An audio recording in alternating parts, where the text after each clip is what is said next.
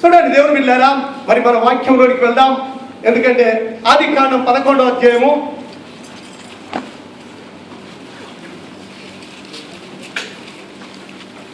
అతనికి విజయం ఇచ్చి అతనికి నెమ్మది కలుగజేసిన తరువాత రాజు తన నగరి యందు కాపురం ఉండి నాతానను ప్రవక్తను పిలువనంపి, నేను దేవదారుమ్రానుతో కచ్చిన నగరి యందు వాసము చేయుచుండగా దేవుని మందసము దేరాలో నిలిచినదనగా, నాతాను యెహోవా నీకు తోడుగా నున్నాడు, నీకు తూచినదంతయు నెరవేర్చమనెను. ఇక్కడ చూడండి 1వ రాజుల గ్రంథం 19వ అధ్యాయం 4వ వచనం చదువు. ఒకటి, ఈ స్థలమోడిన వాక్యాన్ని మీరు దీవించండి. తండ్రి నీ స్తోత్రమునైనా, నీవు కాలంలో తండ్రి స్తోత్రమునైనా, నీకు విరోధమైన ఒక కట్టడం కట్టాలని వాళ్ళు ఆలోచించారు. తండ్రి నీ స్తోత్రం, తన చూతులకు దిగి వచ్చిన దేవుడా నీకు వందనాలు. ఆదరించండి తండ్రి, మా ఆలోచనలు యావత్తును వెరుగుదు తండ్రి. నీ కృపాన్ని సన్నిధించమని తండ్రి ఈ వాక్యం ద్వారా నువ్వు మాట్లాడు తండ్రి. నీ కుమారుడు దావీదు మహారాజు కట్టను ఉద్దేశించిన మందిరాన్ని చూస్తుంటున్నావు నాయన. నీ సహాయమును దయచి ఆ వాక్యం ద్వారా నువ్వు మాట్లాడమని, నీ సన్నిధి నుంచి బలపరచు, దీవించి నీ కృపలో వాడుకోమని ఏస్తున్నామని వింటున్నాము తండ్రి. చూడండి దేవుని బిడ్డలారా, ఇక్కడ చదివిన వాక్యము ఎవరికైనా ఏమైనా అర్థమైందా? ఇంతమంది మనం ఇక్కడ ఉన్నాం. ఇప్పుడు ఎవరికైనా ఏమైనా అర్థమైందా?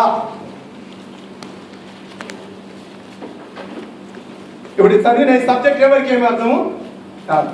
ఎందుకంటే అక్కడ తూర్పు ప్రదేశంలోకి వెళుతున్న వాళ్ళు ఒక గోపురం కట్టుకుందామని ఇటుకలు తీసుకొని వాళ్ళ ఒక ప్రయత్నాన్ని అక్కడ చేస్తున్నారు కదా, అవునా కదా? హల్లెలూయా. చూడండి, దావీదు మహారాజు నేను మంచి ఇల్లు కట్టుకొని మరి ఒక మంచి ఇంటిలో నేను ఉంటున్నా, నా దేవుడైన యెహోవా గుడారంలో ఉండటం నాకు ఇష్టం లేదని నేను ఒక మంచి మందిరం కట్టాలని ఆలోచించాను. మూడవది మనం చదివినట్టయితే అహాబు రాజు యెజెబెల్ రాణి దగ్గరికి వెళ్ళి, ఎందుకంటే ఆడ 400 మంది ప్రవక్తలను చంపించి అక్కడ ఉన్నప్పుడు యెజెబెల్ రాణి అంటుంది, రేపు ఈ టైం వరకు నేను చంపకపోతే, ఆ ప్రవక్తలలో ఒకరి వల్ల చేయకపోతే దేవుడు నాకు కీడు చేస్తాడని ఏలియాతో శపథం చేసింది. ఏలియా తప్పించుకొని ప్రయాణమై మరి నేను చచ్చిపోతా అనే మాట అక్కడ మాట్లాడినట్టుగా మనకు కనబడుతుంది. 3 మాటలు. నా తలంపులు మీ తలంపుల వంటివి కావు, మీ త్రోవలు నా త్రోవల వంటివి కావు, మీ త్రోవలు నా త్రోవల వంటివి కావు, ఇదే యెహోవా వాక్కు, ఇదే యెహోవా వాక్కు. ఆకాశములు భూమికి పైన ఎంత ఎత్తుగా ఉన్నవో మీ మార్గముల కంటే నా మార్గములు, మీ మార్గముల కంటే నా మార్గములు, మీ తలంపుల కంటే మీ తలంపుల కంటే నా తలంపులు అంత ఎత్తుగా ఉన్నాయి. ఆమేన్. హల్లెలూయా, హల్లెలూయా. అనేక ప్రజలై దేవునికి విరోధమైన పాపం చేసినప్పుడు ఆదికాండం 6వ అధ్యాయం అంటున్నాడు, నేను నరులను చేసినందుకు పశ్చాత్తాపపడుతున్నాను. హల్లెలూయా. దేవుడు బాధపడుతున్నాడు. ఎందుకంటే దేవుడు మనల్ని పుట్టించినప్పుడు దేవుడు ఏమనుకున్నాడు? మన పోలిక చొప్పున, అంటే దేవుని స్వరూపం మనకిచ్చి ఒక అందమైన ఆ శరీరాన్ని మనకిచ్చి, మీరు ఎందుకంటే ఆశీర్వదించబడి ఫలించి మీరు అభివృద్ధి పొంది భూమిని నిందించుడి అని దేవుడు చెప్పాడు. మనల్ని ఏం చేసిరు? పాపం చేసిరు. పాపం చేసినప్పుడు దేవుడు బాధపడ్డాడు. ఎందుకంటే మనకు ఒక కుమారుడు పుట్టినప్పుడు మనం ఏమనుకుంటాం? ఉదాహరణ కదా, సంబరపడతాం కదా. ఎందుకంటే నా కుమారుడు పుట్టిండు, ఆ తల్లి అంటే అర్థం అమ్మలాగే, ఆ తండ్రి అంటే తండ్రి ఏమో అర్థం అమ్మలాగే ఉన్నదంటే తల్లి ఏమో అర్థం నాన్నలాగే ఉన్నదని సంబరపడతాడు. కొంచెం పెరిగేదాకా, స్కూల్కి వెళ్ళేదాకా, 18 ఏళ్ళ వయసు వచ్చేదాకా సంబరపడుతూనే ఉంటారు. జరా మనం చెప్పితే వినని వయసుకి వచ్చే వరకు ఏమంటారు? స్కూల్ కోరా అంటే వాడు, పనికిరారంటే రాడు. అప్పుడేమనుకుంటాం? ఒరే నువ్వు నాకు అప్పులో ఉట్టకుండా మంచుకుంటున్నా, బాధపడుతుంటా అంటారు. అట్లనే చూడండి దేవుడు వెళ్ళారా, చూసినట్టయితే దేవుడు తన పోలిక చొప్పున పుట్టించిన మనుషులు ఏమైపోయిందంటే పాపంలో పడిపోయింది. ఆ పాపంలో పడిపోయినప్పుడు దేవుడు ఏం చేశాడంటే నోహుతో మాట్లాడి, మీ కుటుంబం కొరకు ఒక ఓడను సిద్ధం చేయి, పోయి దివారాత్రుడు నేను ప్రచండ వర్షం కురిపించి ఈ భూమిని నాశనం చేయబోతున్నాను, భూమిలో ఉన్న ప్రతి జీవరాశిని నాశనం చేయబోతున్నప్పుడు, ఎందుకంటే దేవుని మాట విన్నాడు, నోహబు ఓడను తయారు చేశాడు. అప్పుడు తన కుటుంబం అంతా, ఎందుకంటే దేవుడు ఆజ్ఞాపించిన ప్రతి జంతువు అందులోనికి వచ్చింది. హల్లెలూయా. అప్పుడు నోహబును మళ్ళా బయటకు తీసి మళ్ళా ఆశీర్వదించాడు. మీరు ఫలించి అభివృద్ధి పొంది మీరు విస్తరించి భూమిని నిండిముడి అని మళ్ళా దేవుడు నోహబును దీవించాడు. మళ్ళా విస్తరించారు భూమి, మనుషులు మళ్ళా అధికమైపోయిన తర్వాత మళ్ళీ ఏమైందంటే నిమ్రోద్, ఎందుకంటే నోహబు మనవడు ఆయన వచ్చిండు మా తాత కాలంలో. ఎందుకంటే దేవుడు 40 రోజులు ప్రచండ వర్షం కురిపించి అందరినీ చంపేసిండు కదా. ఇప్పుడు 40 రోజులు కాదు, 4 సంవత్సరాలు పట్టినా మనం చావద్దు. మనము వాళ్ళు వెళుతున్న తూర్పు ప్రయాణంలో ఒక పెద్ద ఎడారి, ఈ దుబాయ్ అంతా వెళ్ళిపోవచ్చు, అటువంటి పెద్ద ఎడారిలో ఏం చేసిందంటే పెద్ద గోపురం కట్టడానికి వాళ్ళు ప్రారంభించారు. హల్లెలూయా. అది దేవునికి విరోధమైన పని. అక్కడ వాళ్ళు కట్టని ఆరంభించినప్పుడు దేవుడు ఏం చేశాడంటే వీళ్ళు కట్టే పనిని చూసడానికట ఆకాశం నుంచి, పరలోకం నుంచి భూమి మీదకి, చూడండి 5వ వచనం చదవండి, ఆదికాండం 11వ అధ్యాయం. యెహోవా నరుల కుమారులు జనము ఒకటే, వారందరికి భాష ఒకటే, వారు ఈ పని ఆరంభించి ఉన్నారు. ఇక మీదట వారు చేయదలచు ఏ పని నేను చేయకుండా వారికి ఆటంకమేమీ ఉండదు గనుక మనము దిగిపోయి వారిలో ఒకని మాట ఒకనికి తెలియకుండా అక్కడ వారి భాషను తారుమారు చేయదము రండని. నా ఆలోచన వేరు, మీ ఆలోచన, నా తలంపులు వేరు, మీ తలంపులు వేరు. చూడండి దేవుడు వెళ్ళారు ఇక్కడ మనం చదివి చూసినట్టయితే, ఎందుకంటే దేవునికి విరోధమైనది ఏది మనం చేసినా నిలవదు, అది సాగదు. ఇక్కడ దేవునికి విరోధమైన ఆలోచన నిమ్రోద్ చేస్తున్నాడు, కానీ ఆయన ఆలోచనలు వేరు, దేవుని ఆలోచన వేరు. అంతవరకు ఈ లోకంలో ఒకటే భాషలు వేరు లేవు, భాషలు తీర్మారు లేవు. ఎందుకంటే అప్పుడు దేవుడు దిగివచ్చి అలా పనిని పరిశీలించి అక్కడ ఏం చేశాడంటే భాషలను తీర్మారు చేశాడు. హల్లెలూయా. విఫలమైపోద్ది. అప్పుడు మనం ఏమనుకుంటామంటే కొంత బాధపడుతుంటాం, అయ్యో నా పని ఎందుకు జరగకపోయి, నేను ఎందుకు చేయకపోతే. హల్లెలూయా. ఒక అమ్మ బలహీనంగా ఉండి అనారోగ్యంతో ఉండి ఆయన మంచం మీద పడి ఉండి ఆమె ఒకరోజు నేను ప్రార్థన చేయ వెళ్ళినప్పుడు ఆమె అంటుంది, నేను దేవునికి దశమభాగం ఇస్తున్నా, ప్రతి వారం గుడిపోతున్నా, నాకు ఈ రోగం ఎందుకు రావాలి అన్నప్పుడు దానికి జవాబు ఏం చెప్పగలుగుతాం? నేను దశమభాగం ఇస్తున్నా, నేను గుడికి పోతున్నా, నేను అన్నింటిలో దేవుని మంచిగా ఉన్నా, నాకు ఈ అనారోగ్యం ఎందుకు? దేవుని ప్రశ్నించేంత మన మనుషులము కాదు, దేవుని అడిగేంత హర్ములం మనం కాదు. ఇంకా నీలో ఏమైనా ఉన్నాయేమో అది పరీక్షించుకో. నువ్వు గుడికి వెళ్ళడం మంచిదే, నువ్వు దశమభాగం వేయడం మంచిదే, కానీ ఇంకా నీలో ఏమున్నాయో నువ్వు పరీక్షించుకో. హల్లెలూయా. హల్లెలూయా. దేవుడు అన్నాడు, ఎందుకంటే నేను స్వస్థపరచుడికి యెహోవా వాస్తవం కూర్చగాలే, నీ ప్రార్థన విననేరకుండాట్లు ఆయన చెవులు మందము కాలే. నీ ప్రార్థన మరి వింటున్నాడా, వింటలేడా, నీలో ఉన్నాయేంటో వాటిని నువ్వు పరీక్షించుకో. ఎందుకు నీ స్వస్థత దొరుకుతలేదు? హల్లెలూయా. హల్లెలూయా. మనం పరీక్షించుకోము కానీ, ఎందుకంటే దేవుణ్ణి అడిగేంత శక్తిమంతులం అన్నట్టుగా మనం ఉంటాం, కానీ దేవుణ్ణి అడిగేంత అరువులం మనము కాదు. ఎందుకంటే దేవుడు పిల్లారా ఇక్కడ చూడండి, నిమ్రోదు తన బలాన్ని ఉపయోగించుకుంటున్నాడు, డబ్బును ఉపయోగించుకుంటున్నాడు, దేవుణ్ణి ఆలోచన లేని పని చేస్తున్నాడు. హల్లెలూయా. అక్కడికి వెళ్ళి దేవుడు దిగివచ్చి ఆ నరుల పనిని పరిశీలించి, ఎందుకంటే అక్కడ బేతేలు తీర్మారు అనే దాన్ని అక్కడ చేశాడు. అలా భాషలు వేరు చేసిండు, మనుషులను వేరు చేసిండు. ఎందుకంటే ఇంగ్లీషు, హిందీ, అరబ్బీ ప్రతిదీ అక్కడ ప్రారంభమైనాయి.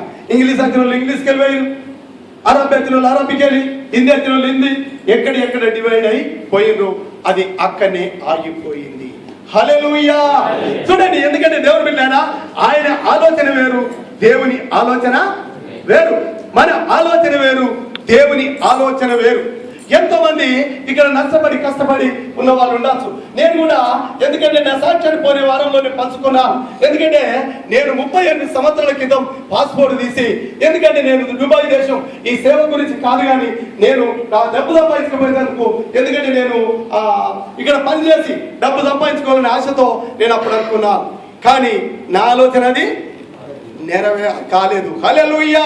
ఇప్పుడు ఎందుకంటే దేవుని ఆలోచన, దేవుని చిత్త ప్రకారం 38 సంవత్సరాలకు దేవుడు నన్ను ఇక్కడికి నడిపించాడు. ఇది దేవుని చిత్తం. హల్లెలూయా. ఎందుకంటే దేవుని సన్నిధానంలో దేవుని బిడ్డలారా, కొన్నిసార్లు మనము ప్రయత్నం చేసి, ఎందుకంటే పని విషయాలలో మనం బాధపడ్డ వాళ్ళు చాలా మంది ఉంటారు. మీరు నిరుత్సాహపడక దేవుని సన్నిధిలో కనిపెడుతూ ప్రార్థిస్తూ దేవుణ్ణి అడగండి. హల్లెలూయా, హల్లెలూయా. రెండో విషయంలోకి వస్తాం. 2 సమూయేలు 7వ అధ్యాయం, అక్కడ మనం మొదటి వచనం మనం చదివితే అక్కడ దావీదు మహారాజు ఏమంటున్నాడు? నేను దేవదారు మ్రాణుతో కట్టిన నగరి యందు వాసము చేయుచుండగా దేవుని మందసము డేరాలో నిలిచినదనగా నాతాను యెహోవా. ఇక్కడ దావీదు మహారాజు ఏం ఆలోచన కలిగి ఉన్నాడు? ఎందుకంటే దేవుడు తనకు ఎటు వెళ్ళినా ఆ శత్రువుల మీద జయమించాడు. ఆయన మంచి దేవదారు మానులతో ఒక మంది ఇల్లును కట్టుకొని ఆ చల్లటి మంచిగా ఇంటిలో ఏసీలు పెట్టుకొని ఆయన ఉంటున్నాడు. అప్పుడు ఆయనకు ఒక ఆలోచన వచ్చింది. ఏం ఆలోచన వచ్చింది? నేను ఒక దేవుని మందిరాన్ని, ఎందుకంటే నేను మంచి ఇంట్లో మంచి ఆ ఇంటిలో నేను ఉంటున్నాను, ఏసీలు పెట్టుకొని మంచి ఇంటిలో నేను ఉంటున్నాను. కానీ దేవుడు డేరాలలో ఉంటున్నాడు, దేవుని మందసం డేరాలలో ఉంటుంది. మరి దేవుని మందిరం డేరాలలో ఉండటం నాకు ఇష్టం లేదు. హల్లెలూయా అనుకొని నాతాను ప్రవక్తను పిలిచి ఆయన ఆలోచన చేస్తున్నాడు. నాతాను ప్రవక్త అన్నాడు, సరే దేవుడు నీకు తోడుగా ఉన్నాడు, నువ్వు వెళ్ళిన చోట నీకు జయమిచ్చాడు, నీకు తోసిన పని చెయ్యి అన్నా. హల్లెలూయా అని చెప్పి ఆ నాతాను ప్రవక్త ఇంటికి వెళ్ళిండు. ఇంటికి వెళ్ళగానే దేవుడు నాతాను ప్రవక్తతో మాట్లాడుతున్నాడు. నాతాను ప్రవక్తతో అంటున్నాడు, నువ్వు వెళ్ళి నా కుమారుడైన దావీదుతో చెప్పు, ఆయన చేతులతో నేను మందిరాన్ని కట్టించుకోను. హల్లెలూయా. ఆయన చేతులతోనే మందిరాన్ని, ఆయన చేతులు, ఎందుకంటే అనేక మందిని హత్య చేసిన చేతులు, రక్తం వలికించిన చేతులు, అనేక ప్రజలను చంపిన చేతులు, ఆ చేతులతో మాత్రం నేను మందిరాన్ని కట్టించుకోను. హల్లెలూయా, హల్లెలూయా. ఎందుకంటే చూడండి, నిమ్రోద్ అంటే దేవునికి విరోధమైన ఆలోచన చేసాడు కదా, దాన్ని అద్దన్నాడు, దాన్ని కట్టనియలేదు. కానీ ఇక్కడ దావీదు ఏం ఆలోచన చేసిండు? దేవునికి కావాల్సిందే కదా, అవునా కదా? దేవునికి ఆలోచన, ఎందుకంటే దేవుని మందిరం కట్టడం అంటే మంచి ఆలోచన, చెడ్డ ఆలోచన. హల్లెలూయా, హల్లెలూయా. ఈ మంచి ఆలోచన చేసిన, ఎందుకంటే పొద్దుకాయ గారు ఒక సాక్ష్యం చెప్పి విన్నారా? పొద్దుకున్న వాళ్ళు ఎంతమంది 200 తీసి జేబులో పెట్టి నాకు ప్రార్థన చేయాలంటే, ఎందుకంటే డబ్బు కొరకు ఆశించో కాదు మన దేవుడు. ఎందుకంటే ఇక్కడ దావీదు మహారాజు అన్ని విషయాలలో జయమిచ్చుడు దేవుడు దావీదు రాజుకు, కానీ ఆయన చేతులతో మందిరం కట్టించుకునడం దేవునికి ఇష్టము లేదు. ఆయన అన్ని చేస్తే సరే అన్నాడు, కానీ ఆయన చేతులతో దేవుని మందిరము కట్టించుకోవడం దేవునికి ఇష్టం లేదు. అటువంటి మన దేవుడు. హల్లెలూయా, హల్లెలూయా. ఎందుకంటే నా కొరకే మంచి మందిరాన్ని కట్టను ఉద్దేశిస్తున్నాడు అని దేవుడు సంతోషపడాలి. హల్లెలూయా. ఎందుకంటే దేవుడు వెళ్ళారా, కొన్ని విషయాలలో చాలా మంది నేను గమనిస్తుంటాను. ఒక మందిరం కడుతున్నామంటే వచ్చి నోరు మూసుకొని కూర్చుండిపోతుంటారు. దశం భాగం అని అంటే వాళ్ళు నోరు మూసుకొని కూర్చుండిపోతారు. ఎందుకంటే వీళ్ళు అనుకుంటారు నేను ఇంతలేని అనుకుంటారు, కానీ దేవుడు అంటాడు నీ సొమ్ము నాకు అవసరం లేదు. హల్లెలూయా. దేవుడు ఏమనుకుంటుడు? నీ సొమ్ము నాకు అసలే అవసరం లేదురా అనుకుంటుడు. వీళ్ళు అనుకుంటారు నేను ఇస్తానా వచ్చి వాళ్ళు గట్టే చెప్తారు, నేను గిట్టే ఉంటా, వాళ్ళు గట్టే చెప్తారు, వాళ్ళు గట్టే చెప్తారు. దానికి ఆశీర్వాదానికి, ఎందుకంటే నువ్వు ఇత్తలేవు, నువ్వు ఆశీర్వాదానికి దూరంగా ఉంటున్నావు, నీ సొమ్ము దేవునికి ఇష్టం లేదు అనుకుంటున్నావు. ఎందుకంటే దేవుడు బిడ్డలారా, మన హృదయం మన దేవుని సన్నిధానంలో మనము, ఎందుకంటే దేవునికి ఇష్టమైన పని మనం చేసినప్పుడు, ఎందుకంటే దేవుని ఆశీర్వాదాన్ని మనం పొందగలుగుతుంటాం. ఆయన అన్ని మంచి పనులు చేసిండు, కానీ దేవునికి ఇష్టానుసారాడు అన్నాడు. అపొస్తలుల కార్యం 13వ అధ్యాయం 22వ వచనంలో మనం చదివితే, నీ చేతులతో ఉన్న పరిశుద్ధ స్థలాన్ని నేను నిర్మించుకోను. హల్లెలూయా, హల్లెలూయా. కావలసిందే నువ్వు కావలసినవన్నీ అరేంజ్మెంట్ చేసి పెట్టు. ఆ మందిరానికి కావాల్సిన డబ్బు, ఇనుముకి ఇనుము, ఇత్తడికి ఇత్తడి, ఎండికి ఎండి, బంగారం బంగారం అన్నీ నువ్వు తయారు చేసి పెట్టు, కానీ నీ చేతులతో మాత్రం నా మందిరాన్ని కట్టించుకో. హల్లెలూయా. ఎందుకంటే దేవుని బిడ్డలారా, కొన్నిసార్లు మనం ఆలోచించి ఆ సక్సెస్ కానప్పుడు మనం ఎంతో బాధపడుతుంటాం. అయ్యో నేను మందిరానికి పోతున్నా. హల్లెలూయా, హల్లెలూయా. ఎందుకంటే నా 78లో నేను మారిపోయిన తర్వాత, 79లో నేను వాపసు మారిపోయిన తర్వాత నేను ఇంటనే బాధపడుతున్నా. నాతో పెట్టిన వాళ్ళు అందరు వేయండు. అప్పుడు ఒక్కొక్కరికి 2000 రూపాయలు అయితే దుబాయ్ వస్తుండ్రు, కొంతమంది ప్రియులనే వస్తుండ్రు. అటువంటి టైంలో నేను వాపసు పోయినప్పుడు నేను బాధపడుతున్న సమయంలో నాకు ఒక దైవ సేవకుడు చెప్పాడు, నేను ఎందుకు దుబాయ్ పోలేదు అనే ప్రశ్న నాకు వచ్చింది. నా అంతరాత్మలో బాగా వేదన, బాధ అనేది ఉన్నది. మనం విచారణ చేయాలి. ఎందుకంటే దేవుడు ఏ పనికి వెళ్ళినా, ఎక్కడికి యుద్ధానికి వెళ్ళినా నేను అక్కడికి పోవాలా వద్దా అని అంటే, ఎక్కడికి యుద్ధానికి వెళ్ళాలా వెళ్ళినప్పుడైనా కానీ దేవుని సన్నిధిలో మోకరించి ప్రార్థన చేసి దేవుణ్ణి అడిగి ఆయన వెళ్ళేవాడు. ఒకసారి ఏం జరిగిందో తెలుసా? సౌలు రాజుకు భయపడి ఏదో ఒక రోజు సౌలు నన్ను పట్టుకొని చంపుతాడేమో అని ఫిలిష్తీయుల దేశానికి ఆయన పారిపోయింది. హల్లెలూయా. పారిపోతే ఏం జరిగిందో తెలుసా? అక్కడ ఆయన భార్య, పిల్లలు అందరూ చెరపట్టబడ్డారు. అప్పుడు మళ్ళీ దేవుని సన్నిధిలో మోకరించి మళ్ళా వారిని నేను విడిపించుకొస్తానా అని ప్రార్థన చేసి అడిగినప్పుడు నువ్వు వెళ్ళు, విడిపించుకొస్తావని చెప్పాడు. ఎందుకంటే దావీదు రాజు అంత అనుభవం కలిగి ఉన్న ప్రతి పని దేవుని సన్నిధిలో అడిగి చేసేవాడు. ఆయన దేవుని మందిరాన్ని కట్టించుకున్నటకు దేవునికి ఇష్టమైన పోయింది. ఎందుకంటే మనం చూసినట్టయితే 1వ దినవృత్తాంతం 28వ అధ్యాయంలో మనం చదివినట్టయితే తీసుకున్నట్టు, ఎందుకంటే అందరినీ తీసుకున్నట్టు నన్ను కూడా తీసుకోవాలి అక్కడ ప్రార్థన చేస్తున్నట్టుగా కనబడుతున్నారు. కానీ దేవుడు అంటుండు ఆయన చచ్చిపోవడం దేవునికి ఇష్టం లేదు. అక్కడ దేవుడు ఏమంటుండంటే, అక్కడ చదవండి 5వ వచనం నుంచి. కాదు నాన్న, 1 రాజులు 19. అతడు బందీలు వృక్షముల కింద పరుండి నిద్రించుండగా ఒక దేవదూత వచ్చి అతన్ని ముట్టి నీవు లేచి భోజనము చేయమని చెప్పాను. అతడు చూచినంతలో అతని తల దగ్గర నిప్పుల మీద కాల్చబడిన అప్పమును నీళ్ళ బుడ్డియు కనబడెను. ఆమేన్, హల్లెలూయా. ఇక్కడ చూడండి, మనం చూసినట్టయితే ఏది నేను చనిపోవాలనుకున్నాడు. ఎందుకంటే ఆ శత్రువుల చేతిలో చిక్కి వాళ్ళ చేత చనిపోయేదానికన్నా అరణ్యంలోనికి వెళ్ళి ఇక్కడ చనిపోవాలి, నాకు ఆకలి అవుతుంది, నాకు నడుచడానికి శక్తి లేదు, ఏం చేయాలి నేను అని ఆయన ఆలోచించుకొని పడుకున్నాడు. కానీ దేవుని దూత అక్కడికి వచ్చి ఏం చేశాడంటే ఆ మంచి ఆహారం తెచ్చి, ఒక నీళ్ళ బుడ్డి తెచ్చి అక్కడ పెట్టి, నువ్వు తిని బలం పొందుకొని నువ్వు ఇంకా శక్తికి మించిన ప్రయాణం చేయవలసి ఉంది, నువ్వు చేయవలసిన కార్యాలు అనేకం ఉన్నాయి, నువ్వు లేచి అవి తినమని దేవుని దూత చెప్తున్నారు. కొన్నిసార్లు దేవుని వెళ్ళాలి, మనం చనిపోవాలనుకొని ఆలోచించిన దేవుని చిత్తం లేకుండా చనిపోము కూడా. హల్లెలూయా, హల్లెలూయా. ఎన్నోసార్లు మనం వాటిని మనకు అనుభవంలో ఉన్నాయి, గమనిస్తున్నాం. కనుక దేవుని బిడ్డలారా, మన విషయాలను మనం గమనిస్తే, మనం ఆలోచిస్తే మన ఆలోచనలు వేరు, దేవుని ఆలోచనలు వేరు. కొన్నిసార్లు దేవునికి విరోధమైన పనిని మనం ఆలోచించినా అది సక్సెస్ కాదు. కొన్ని దేవునికి ఇష్టమైన పనులు మనం అనుకుంటున్నాం, కానీ దేవునికి ఇష్టం లేని పని మనలతో కూడా చేయించుకోడు. హల్లెలూయా. ఎందుకంటే దేవుని బిడ్డలారా, దేవుని సన్నిధానంలో నేను సేవ పరిచయంకి వచ్చినప్పుడు నన్ను పాస్టర్ అంటున్నప్పుడు నేను పాస్టర్ కూడా అనిపించుకోవడానికి నేను అర్హుడను కాను. నేను ఒక మందిరం మన కట్టలే, ఒక పెద్ద మీటింగ్ నేను ఏర్పాటు చేయలే, నేనేం చేయలేదు కాబట్టి నేను అర్హుడను కాను అని నేను చెప్పి పిలిపించుకోలేదు. కానీ దేవుడు 2000లో ఒక పెద్ద మీటింగ్ ఏర్పాటు చేశాం. 2000 మందిరాలు కట్టడం ఆరంభించాం. ఎందుకంటే దేవుడు 3 మందిరాలు ఇచ్చాడు, 3 మందిరాలు కట్టడానికి శక్తిని ఇచ్చాడు. దేవుడు అది ఏర్పాటు చేసుకున్నాడు. నా ద్వారా సేవా పరిచర్య జరిగిస్తున్నాడు. ఎందుకంటే మా కొరకు, మా కుటుంబం కొరకు, సేవా పరిచర్య కొరకు, ఇంకా సేవకు చాలా కావలసినవి ఉన్నాయి. వాటి కొరకు కూడా మీరందరూ ప్రార్థన చేయండి. మా కొరకు, మా కుటుంబం కొరకు ప్రార్థన చేయండి. ఎందుకంటే మా కుమారుడు, మా అల్లుడు, మా చెల్లె కొడుకు ఇక్కడనే ఉంటారు, వారు ఇంకా మా సంఘస్థులు ఉన్నారు, వారి అందరి కొరకు మీరు ప్రార్థన చేయండి. దేవుడి వాక్యాన్ని దీవించును గాక.